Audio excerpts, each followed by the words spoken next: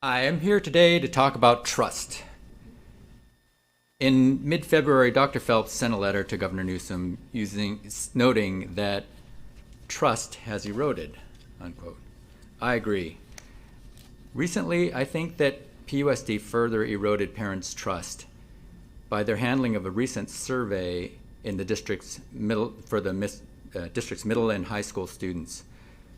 On May 5th, you sent out a mass email to district parents that appeared to me intended to act as a sort of opt-out opportunity, but unfortunately, I found the email quite misleading with respect to the actual contents of the survey. For starters, the email made no mention of, quote, gender identity, unquote, which was a very prominent subject, the most prominent subject of the majority of the survey questions. Yes, it was presented alongside, indisputably recognized protected classes of people, but gender identity is a very controversial topic right now. As for the survey itself, it was bulging with controversial value judgments. The questions equated being fair with making conscious efforts to be aware of fellow students' status. First on the list was always gender identities, encouraging, I believe, a sort of reverse discrimination or affirmative action for people with diverse gender identities.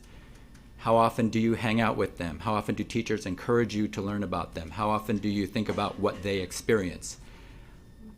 I hope you agree that gender identity is hotly disputed and is a very divisive issue in our community, and that there's no widely accepted or consensus on what the right and wrong is for that, and that pressing an agenda of overcompensating for discrimination in this area is an area that is dangerous for the Poway Unified School District to present as fact, and rather than opinion.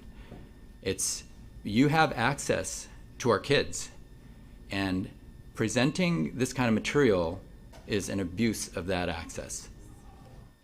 If you are interested in earning back some of that trust, I would request that you use your email mechanism, the same one you used on May 5th to email about the survey, to share information about the survey. I think that district parents are entitled to know what you understood the objective of the survey to be, who wrote it, and who wrote the May 5th email,